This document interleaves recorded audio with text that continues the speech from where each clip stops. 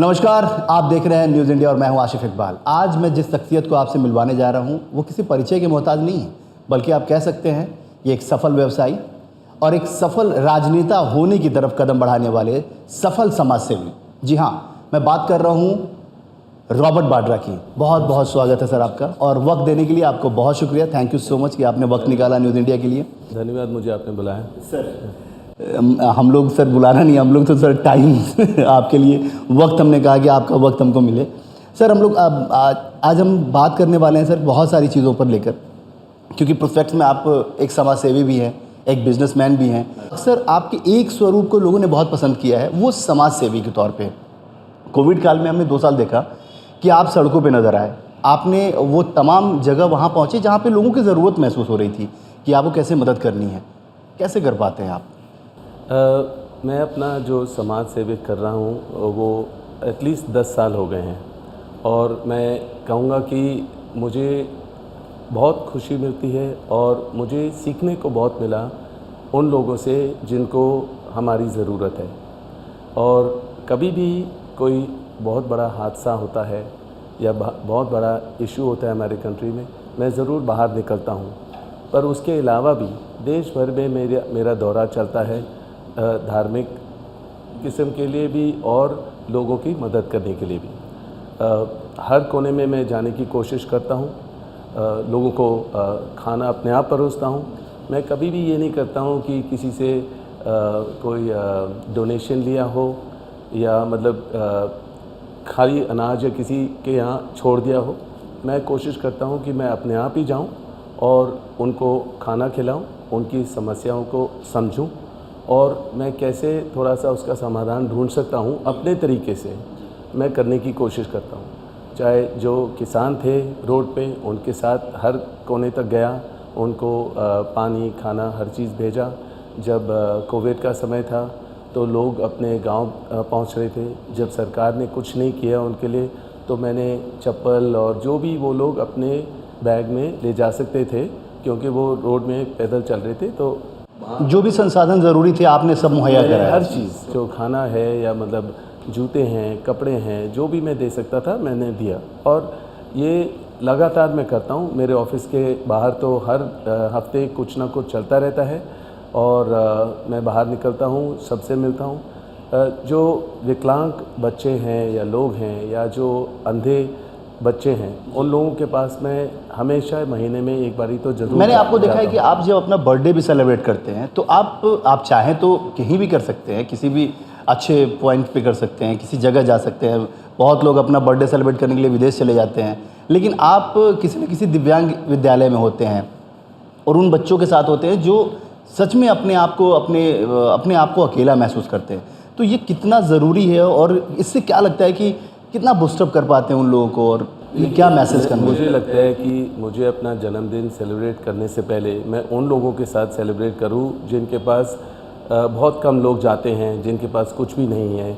और हर कोने तक मैं कोशिश करता हूं 10 दिन के लिए पहले उनके पास जाऊं, उनके साथ खाना खाऊं, उनको खाना परोसूं, खाना खाऊं, और जो भी मेरे साथ जितने भी केक उनके बच्चों के साथ काट सकता हूं या जो भी मैं कर सकता हूं उन बच्चों के लिए, विकलांग लोगों के लिए, बुज़ुर्गों के लिए, तो मुझे बहुत खुशी मिलती है, आनंद मिलता है। फिर ही मेरे को लगता है कि मैं अपने जन्मदिन को सेलिब्रेट कर पाऊँ। तो वो तो 10 दिन लगातार होता है, क्योंकि हर रोज़ निकलना, हर रोज़ 1000 से 2000 लोगों को मतलब खाना खिलाना और मतलब बच्चों के साथ रहना, हमेशा समय बिताना, वो एफ़र्ट निकलता है बहुत ज़्यादा। पर मैं अब मैंने जैसे कहा बहुत समय हो गया है और मैं 10 साल से ये करता आ रहा हूँ, और लोगों को लगता है और मेरे को इनविटेशन मिलते हैं हर जगह से कि आप हमारे संस्था में आइए, इन बच्चों से मिलो, और इनको बहुत खुशी होगी कि आप इन लोगों के साथ हो। कुछ मेरा सवाल भी अगला यही था कि आप किसी पॉलिटिकल इवेंट में नहीं होते हैं, लेकिन जहाँ सोशल कॉज के इवेंट होते हैं वहाँ ज़रूर आप पहुँच जाते हैं। जहाँ कहीं बच्चों को, विकलांग बच्चों को सम्मानित करना हो, उनको ट्राई रिक्शा देना हो, या फिर आपको किसी जहाँ ब्लैंकेट वितरण हो रहा हो वहाँ पहुँच जाते हैं। रात में लोगों को खाना पहुँचाने के लिए पहुँच जाते हैं। तो ये नेचर मतलब समझ में नहीं। आपने कहा कि मैं रॉयल फैमिली से नहीं हूँ, लेकिन लोगों को पता है कि आप किस फैमिली से, उसके बावजूद आप इस तरीके से कैसे कर पाते हैं? तो इसमें ये मैं बोलूँगा, जब मैंने जब ऐसे परिवार से नाता जोड़ा है तो कभी भी इस देश ने मेरे को राजनीतिक मतलब हमेशा राजनीतिक तौर से ही देखा है, कभी ये बिजनेसमैन से देखा नहीं है और कभी अलग नहीं किया। तो जब कुछ मुश्किलें बढ़ी कुछ 10 साल पहले, तो मैं काफ़ी मैं सोच रहा था कैसे इस समय को झेलूं। पर जब मैं जैसे मैंने बताया, मैं अंधे बच्चों के साथ मैंने समय गुजारा और विकलांग बच्चों के साथ गुजारा। जब मैंने देखा इन्होंने कभी रोशनी ही नहीं देखी और इनके पास कुछ भी नहीं है, पर ये लोग खुश रहते हैं। और जब मैं बहुत ज़्यादा जाने लगा और इनको मेरे ऊपर भरोसा था, तो ये अपनी कहानियाँ भी बता रहे थे। और उस समय मेरे को लगा कि मेरी जो ये इश्यूज़ हैं, जो गवर्नमेंट मेरे ऊपर बेबुनियाद इल्ज़ाम लगाते हैं या प्रेशर डालते हैं, वो बहुत छोटी चीज़ है कंपेयर टू जो बच्चे की दुख भरी कहानी है या जो इन लोगों ने झेला है। दूसरी तरफ आप तमाम परेशानियों से भी घिरे रहते हैं। हम उन परेशानियों के बारे में बात करें, कैसे आप निकल पाए और क्या आपको लगा कि आपको जितने भी आपके ऊपर कार्रवाई की गई, जितने भी आपसे सवाल जवाब किए गए, वो क्यों किए गए? मेरे ख्याल से अब जैसे इस 10 साल से ये चलता आ रहा है कि बेबुनियाद इल्ज़ाम हैं और जैसे ये सरकार आई या उससे पहले और जो सरकारें थी, उन लोगों ने सब ने कुछ ना कुछ हमेशा कुछ गलत बोला, गलत इल्ज़ाम लगाया। हमने कहा कि आप जब परेशानियाँ आई आपके ऊपर, लगातार परेशानियों से घिरा हुआ देखा आपको हम लोगों ने, कई सारे सवाल जवाब हुए। इंटेंशन क्या था? आपको क्या लगा, क्यों और क्या मिला उन लोगों को? क्योंकि 1-2 दिन की बात नहीं है, लगातार कई सालों तक ये सिलसिला चला। उसके बाद क्या रहा और कैसे आप अपने आप को, अपने परिवार को इन चीज़ों से आप बाहर निकल पाए? क्या रहा उसका एक्सपीरियंस, क्योंकि सभी लोग जानना चाहते हैं। जैसे मैं इस गांधी परिवार का एक सदस्य हूँ, तो पर मैं राजनीति में नहीं हूँ, पर फिर भी इस देश में मुझे हमेशा राजनीतिक तौर से ही देखा है। और मैं ज़रूर एक बिजनेसमैन हूँ, अलग हूँ, पर राजनीति से दूर नहीं हूँ, क्योंकि प्रियंका मेरी जो पत्नी हैं उनके खून में है और हमेशा इसकी राजनीति की हर चीज़ टिप्पणी होती है, बातचीत चलती रहती है और मैं तो उनकी सुरक्षा के लिए सोचता हूँ हमेशा। तो ज़रूर मैं हमने देखा है कि जब सीतापुर में जब जिस तरीके से उस वक्त आप कितने बेचैन थे, कितनी परेशान थे आप, और आपने लगातार हम लोग के ज़रिए आपने किसी भी तरीके से आपने चाहा कि ये मैसेज कन्वे हो, उनके हर तबीयत, उनके हाल, सब कुछ आपको पल पल की जानकारी अब तक मुहैया हो। देखा है हमने आपको। हाँ, तो जैसे मैं बोल रहा था कि जैसे इस परिवार के सदस्य होने के मुताबिक लोगों को इस जितने भी राजनीति जितने भी पार्टी होती हैं, वो हमेशा कोई ना कोई इल्ज़ाम लगाने की कोशिश करते हैं। जब भी राहुल या प्रियंका प्रचार करते हैं या सोनिया जी बात करती हैं या कुछ अच्छा बोलते हैं, तो हमेशा उनको लगता है कि रॉबर्ट वाड्रा का नाम उछाला जाए, क्योंकि खाली एक बिज़नेस तरीके से ही उछालेंगे। देखिए, जब कोई बिजनेसमैन होता है, अगर जितनी भी आपने असेसमेंट करनी है, टैक्स असेसमेंट करनी है, करिए। आप बिज़नेस में हो प्रगति के लिए, अपने बिज़नेस को बढ़ाने के लिए, तो तौर तरीके हर चीज़ बिज़नेस में बढ़ता रहता है। कभी आप कोई काम करते हैं, कभी दूसरा काम करते हैं, पर हमेशा हमने कानूनी तौर से किया है। और जितने भी एजेंसी ने कोशिश की या आते हैं हमसे कोई भी डॉक्यूमेंट मांगते हैं, हम हमेशा देते हैं। और मेरे पिताजी को मैंने ज्वाइन किया था मुरादाबाद में, उनके काम में, उनसे भी बहुत सीखा मैंने। तो काफ़ी समय से हमारा काम अच्छी तरीके से चल रहा था। और तो जो भी इल्ज़ाम लगाए हैं, अगर कभी कोई टैक्स इशू होता है तो उसमें पेनल्टी दो या मतलब कि अपना असेसमेंट करो। पर यहाँ तो असेसमेंट रीअसेसमेंट होता है। और जितनी भी कानून बने हैं कि मतलब कि 6 साल के बाद आपको डॉक्यूमेंट्स नहीं दिखाने पड़ते हैं, वो कहते हैं 10 साल 15 साल, और जब से आपने 1 रुपया कमाया है वो आप उसका हमें जवाब दीजिए, जो मैं देने के लिए तैयार हूँ। और तो जो भी इल्ज़ाम ये लोग लगाएंगे कभी भी उनको नहीं मिलेगा कि कोई गलत तरीका अपनाया गया है या कुछ गलत हुआ है। तो चाहे आप मेरे को कोई भी एजेंसी के द्वारा इंटेरोगेशन तो करा आपको लीजिए। लगता है कि आपको टारगेट किया गया? क्योंकि जिस तरीके से जो बातें आप बता रहे हैं कि लगातार आपके पास डॉक्यूमेंट थे, उन्होंने अगर 6 साल का मांगा, आप 10 साल का देने के तैयार थे। उन्होंने कहा कि ये डॉक्यूमेंट चाहिए, आपने उससे बढ़कर डॉक्यूमेंट दिए। उसके बावजूद लेकिन आज भी आप ये समझ सकते हैं कि आप जिस तरीके से सवालों के जवाब देते हुए आए हैं, वो जवाब लेने वाले लोगों से पूछा जाता है कि भाई आपने जो सवाल के जवाब लिए उसके क्या निकले, आपने क्या उसका आउटपुट दिया, लेकिन उनके पास नहीं होता। देखिए कि एक तो इनकम टैक्स डिपार्टमेंट है, फिर आपका इन्फोर्समेंट डायरेक्टरेट है, जो मतलब कि उन्होंने बुलाया। मैं 15 बारी उन लोगों के साथ रहा हूँ, चाहे दिल्ली में हो या जयपुर में हो। तो 8 से 10 घंटे 12 घंटा मुझे रखा गया है और कई ऑफिसर आए, उन्होंने हर सवाल पूछा।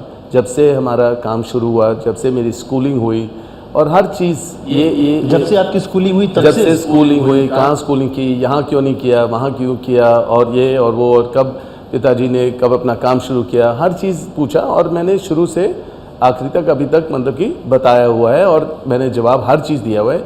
23,000 डॉक्यूमेंट वो लोग लेके गए हैं, 23,000 डॉक्यूमेंट लेकर गए हैं। चीज़ है और ये तमाम हमारे जो दर्शक हैं उनकी जानकारी के लिए ये बहुत बड़ी चीज़ है, क्योंकि ये सवाल जो भी हम पूछ रहे हैं सर, वो हमने पहले एग्जामिन किया है, लोगों से पूछा है कि हमने आपसे क्या सवाल पूछे जाने चाहिए। सबसे ज़्यादा क्वेरी जिस सवाल को लेकर हुआ कि आप रॉबर्ट वाड्रा से ये पूछिए कि आखिर उनके साथ जो चीज़ें की गई, उनसे जो सवाल जवाब किए, क्योंकि लोगों को ये नज़र आ रहा है कि अगर आप तमाम चीज़ें होते, अगर आप सवाल के जवाब से बचते नज़र आते तो दिखता, लेकिन आप तो हर सवाल के जवाब देते नज़र आए। लगातार 10 सालों से सिलसिला यही चल रहा है, उसके बावजूद निकला क्या? तो मैं यही कहूँगा कि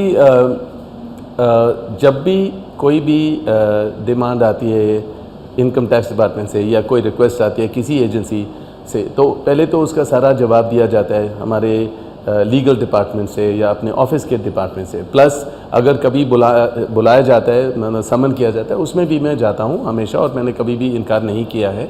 और ये लगातार चलता आ रहा है काफ़ी समय से। पर मैं ये कहूँगा कि जो भी ये बेबुनियाद इल्ज़ाम है और इसमें कोई सबूत नहीं है उनके पास, कोई कुछ नहीं है, और ये इसका कंक्लूजन ज़रूर होना चाहिए। और मैंने जैसे बोला कि मैं इंडिया में हूँ, भारत में हूँ, और मैं कभी भी छोड़ के नहीं जाऊँगा। और जितनी बारी भी ये लोग सवाल जवाब करेंगे, मैं तो अभी भी लग रहा है आपको कि सवाल जवाब होगा? हमेशा होता है। मतलब कि लास्ट सितंबर में 77 हमारे को नोटिस मिले, 30 सितंबर को, क्योंकि लास्ट डेट था और इनकम टैक्स डिपार्टमेंट ने 77 हमें नोटिस भेजे। तो ऐसी चीज़ें खाली प्रेशर के लिए होते हैं। और जब भी परिवार के लोगों को भी आता है, बच्चों को भी आता है, प्रियंका जी को भी? हाँ ज़रूर, रायहान के बारे में भी उन्होंने ज़रूर पूछा कि वो कहाँ कमा रहे हैं, कौन से क्या काम कर रहे हैं, कितना कमा रहे हैं, और ये जबकि जो भी उसने कमाया है उसका भी टैक्स पूरा दिया है और अपना टैक्सेस फाइल किए हैं। फुल तौर तरीके से हम लोग अपना काम करते हैं। पर ये खाली राजनीतिक तौर से है, ये संबंध होने के वजह से ये इल्ज़ाम लगाए जाते हैं, बेबुनियाद हैं, बिल्कुल गलत है। 10 साल हो गए हैं मैं यहाँ हूँ, सारे जवाब दे रहा हूँ, कोई भी गलत चीज़ नहीं हुई है और कभी गलत चीज़ उनको कभी मिलेगी नहीं। हम ये कहें कि 10 साल में जिस तरह से Robert Vadra neat and clean निकले हैं, आगे भी जब भी कोई भी जांच हो उसमें, अब हम अगर क्योंकि पॉलिटिकल फैमिली की बात हो रही है, आप राजनीति को बहुत बेहतर समझने लगे हैं अब आप तमाम चीज़ों को बहुत बढ़िया तरीके से आप एग्जामिन करते हैं, सवालों के जवाब देते हैं। सर हम अब हम पॉलिटिकल कुछ बातें कर रहे थे और हम चिंतन शिविर की बात कर रहे थे, तो चिंतन शिविर को लेकर आप क्या कहना चाहेंगे, कैसा रहा और क्या आपका? जैसे मैंने कहा कि मुझे राजनीतिक तौर से देखा जाता है और हमेशा लोग चाहते हैं अब इस देश में कि मैं पहला कदम राजनीति में लूं। इसीलिए मैंने कहा काफ़ी समय से मैंने प्रचार किया है प्रियंका के साथ, राहुल के साथ, सोनिया जी के साथ, और मैं यूपी से ही बिलोंग करता हूं, तो मैंने जब हमारा काम भी वहाँ था तो मैं बहुत समय वहाँ इसीलिए बिताता लोग था। चाहते हैं कि अब आपके लिए प्रचार करें, इसलिए बार बार आपके लिए पोस्टर लग जाते हैं, होर्डिंग लगते हैं। कभी कोई कहता है कि मुरादाबाद से आइए, कभी कोई कहता है कि अयोध्या से आइए, कभी कोई कहता है बनारस से आइए। मतलब आप ऐसे शख्स के तौर पे हैं कि जहाँ मतलब कई जगह से लोग चाहते हैं कि कई लोकसभा क्षेत्र है जहाँ से आप चूज़ कर लें और आएँ और चुनाव के लिए आप चुनावी मैदान में उतरें। मुझे यही लगता है कि जो लोग चाहते हैं इस देश में, मैं उसको समझूं, और जिस क्षेत्र से वो चाहते हैं कि मैं उनको रिप्रेजेंट करूं, मैं पहले उस जगह को समझूं, उन लोगों को समझूं, और पहले अगर वो अगर उनको लगता है कि मैं कुछ बदलाव उनके लिए ला सकता हूं, कुछ प्रगति ला सकता हूं, तभी मैं चाहता हूं कि मैं अपना कदम राजनीति में लूं। पर जैसे मैं कह रहा था कि अभी कोई भी जैसे चिंतन वाला, बिल्कुल, चिंतन बैठक हुई है, चिंतन शिविर हुई है उदयपुर और में। मुझे लगा कि मुझे वहाँ बुलाया गया है, और कभी भी जो कांग्रेस के कोई भी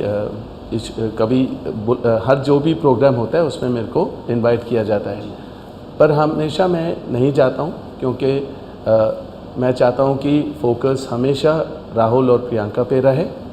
और मैं और अभी अपने खुद से प्रचार कर रहा हूँ कि समझने के लिए हर चीज़ों के बारे में, उसके बाद ही मैं वो कदम लूँगा और हर प्रोग्राम में शामिल होऊंगा।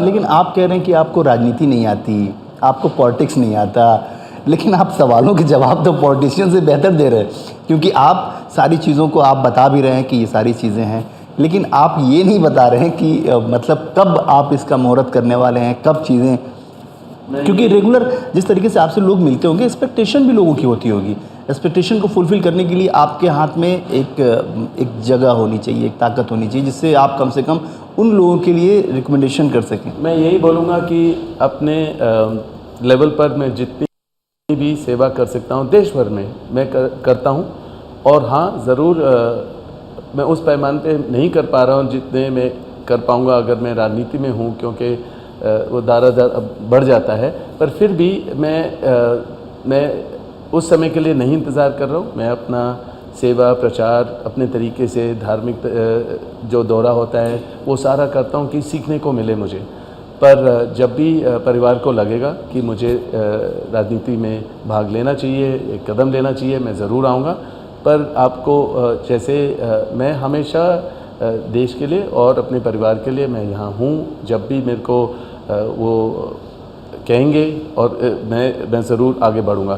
पर मैंने बताया कि जैसे हर पार्टी के लोगों से मैं मिलता हूँ, हर पार्टी के लोग मेरे से कुछ ना कुछ सवाल जवाब पूछते हैं, और मतलब कि वो भी कहते हैं कि आपके साथ ज़्यादती हो रही है बहुत समय से, गलत है।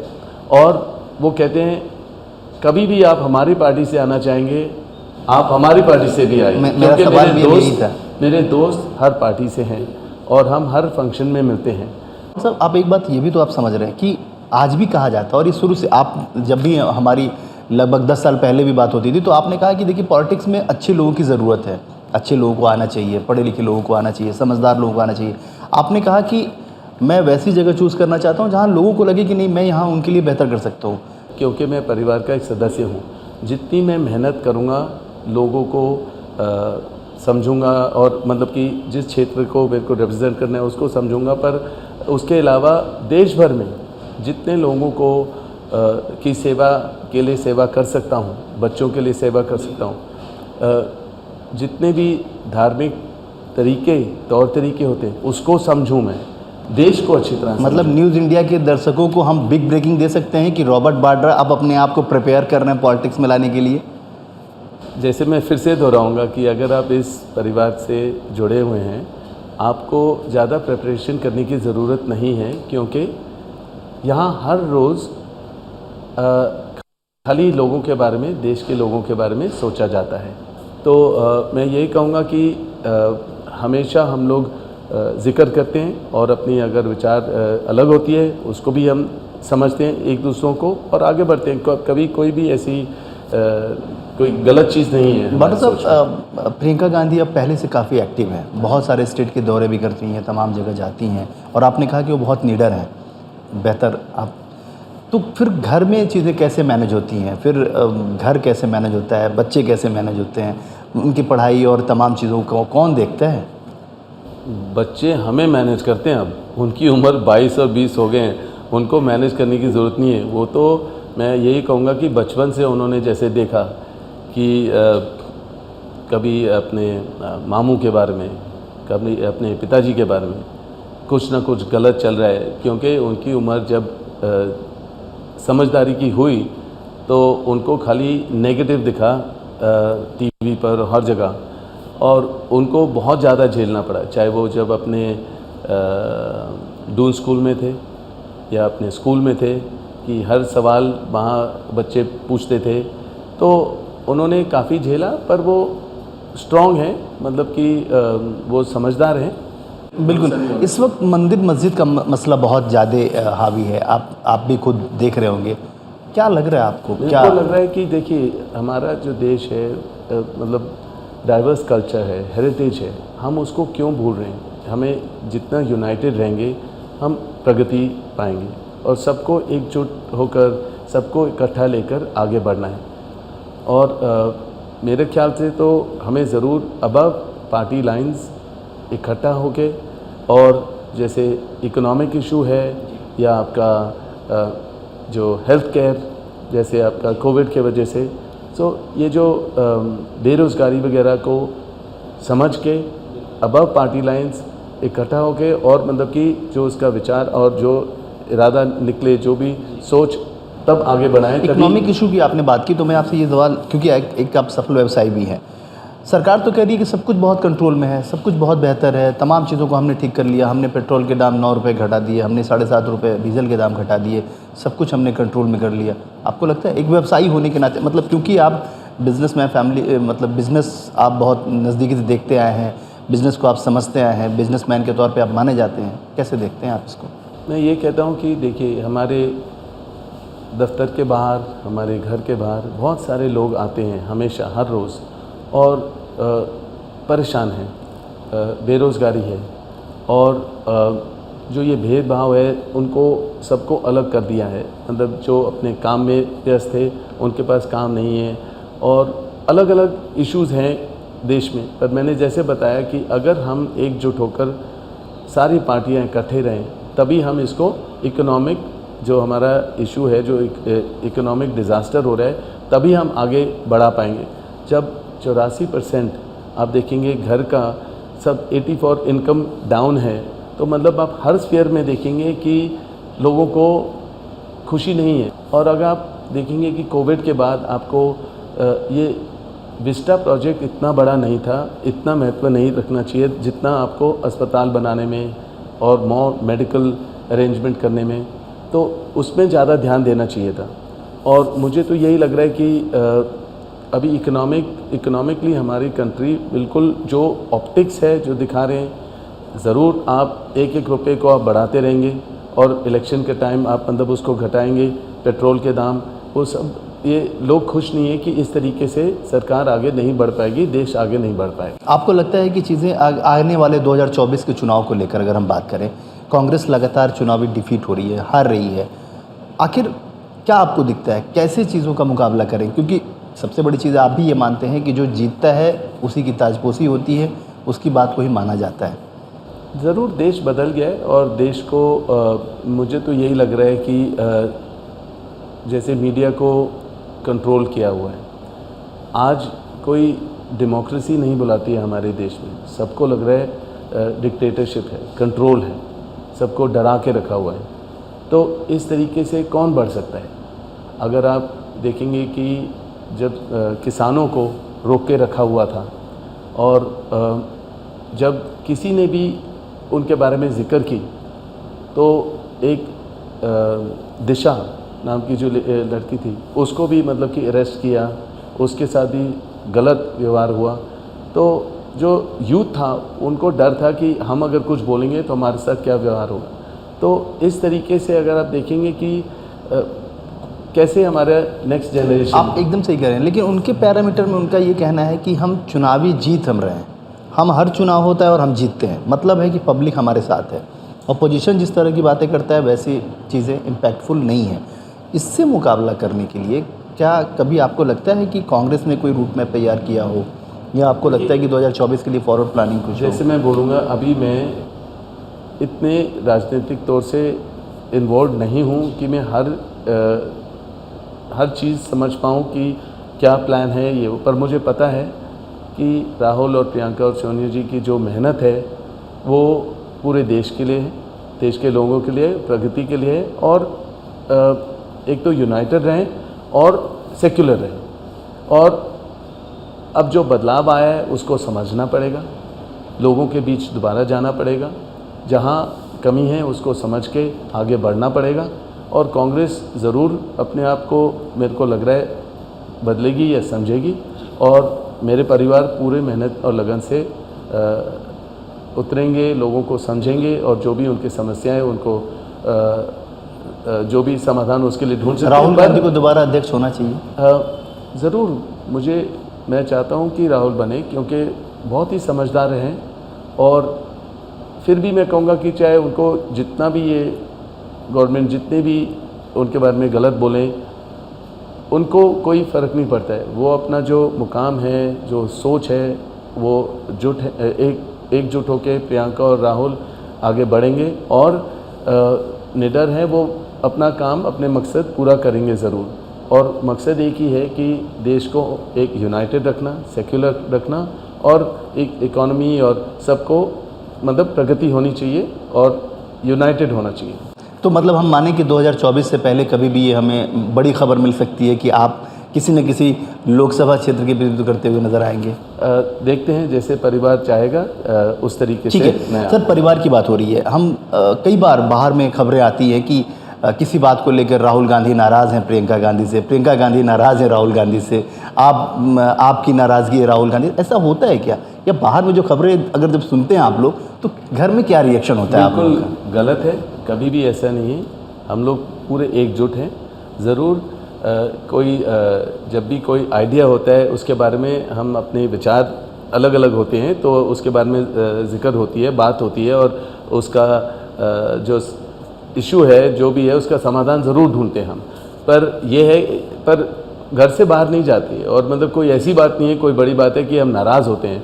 नाराज़गी एक दिन की बात भी नहीं है, सब ठीक हैं, और मतलब कि एकजुट के सोचते हैं और देश के लिए सोचते हैं। और कभी मैंने इनसे देखा है, मैंने देखा है कि कभी ये लोग कोई पद के लिए नहीं आगे बढ़ते हैं कि हमें ये बनना है, वो बनना है। बस उन्होंने ये देखा है कि जो देश में हो रहा है, जो गलत हो रहा है, उसको किस तरीके से ठीक किया जाए, और चाहे जितना भी समय लगे उसमें, या जितना भी उनको पुश किया जाए, वो मेहनत करते रहेंगे और अपने मन लगन से पूरी मेहनत करते रहेंगे। चाहे आप प्रियंका के साथ जो लखनपुरी में हुआ, जो गलत है, तो प्रशासन ने जैसे उनको धक्का वगैरह दिया है, और मेरे बच्चे भी बहुत वो मतलब काफ़ी सोच रहे थे अपने माँ के बारे में, कि मतलब परेशान थे। तो मैंने उनको समझाया कि सब ठीक है।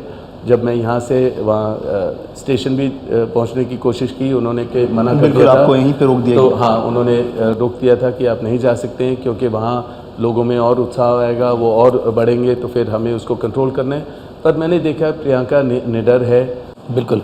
चलते हुए हम ये चाहते हैं कि आपने वक्त दिया, उसके लिए सर बहुत शुक्रिया। लेकिन आखिरी सवाल ये, हमने शुरुआत किया था तो हमने कहा था कि सफल व्यवसायी, एक राजनीतिक परिवार से आने वाले, समाज सेवी के तौर पे जाने जाने वाले रॉबर्ट वाड्रा से हम बात कर रहे हैं। हम बातचीत के समापन के दौर में हैं, हम ख़त्म करना चाहते हैं। तो अगली बार जब मुलाकात हो हमारी, तो हम रॉबर्ट वाड्रा बिजनेसमैन से मिल रहे होंगे, या फिर हम रॉबर्ट वाड्रा एक पॉलिटिकल मैच्योर पर्सन से और किसी न किसी क्षेत्र के प्रतिनिधित्व करने वाले उन रॉबर्ट वाड्रा से मिलेंगे? ये एक सरप्राइज़ रहने दो। पर आप देखेंगे, देश सेवा तो देश सेवक मैं ज़रूर हूँ, और मैं हमेशा सेवा करता रहूँगा, और लोगों के लिए हूँ यहाँ मैं। और अगर लोग चाहते हैं कि मैं अपना कदम रखूँ राजनीति में, और परिवार चाहेगी, तो ज़रूर मैं आगे बढ़ूँगा। और मैं अपनी पूरी मेहनत लगाकर पूरा मेहनत करके उस क्षेत्र को और देश को और देश के लोगों को आगे। तो अब पॉलिटिक्स आप समझ रहे हैं? पॉलिटिक्स ज़रूर 20 साल से मैं देखते आ रहा हूँ, और ज़रूर मैं बदलाव ला सकता हूँ और मैं करूँगा, पर परिवार जो चाहेगी उसके मुताबिक, और जब लोग चाहेंगे, जहाँ से चाहेंगे वहीं से मैं। आपके राज्यसभा उम्मीदवारों के लिए आप क्या कहना चाहेंगे, जो राज्यसभा आपके कांग्रेस पार्टी के राज्यसभा उम्मीदवार हैं? मैं ये बोलूँगा कि उनको एक मौका मिला है और शुभकामनाएं देता हूँ उन्हें, और मैं चाहता हूँ वो अपने पार्लियामेंट में जो उनको प्लेटफॉर्म मिला है उसमें अपनी बात रखें, और जो गलत हो रहा है हमारे देश में उसका ज़रूर जिक्र करें, और लोगों के लिए जिक्र करें, और लोगों के लिए लड़ें। यही सबसे ज़रूर मकसद अपना रखें। बिल्कुल, ये बातचीत का सिलसिला ऐसे ही चलते रहना चाहिए था, लेकिन क्योंकि वक्त की पाबंदी और आपका भी इंगेजमेंट है कई सारे प्रोग्राम में, आपने वक्त दिया उसके लिए बहुत बहुत शुक्रिया।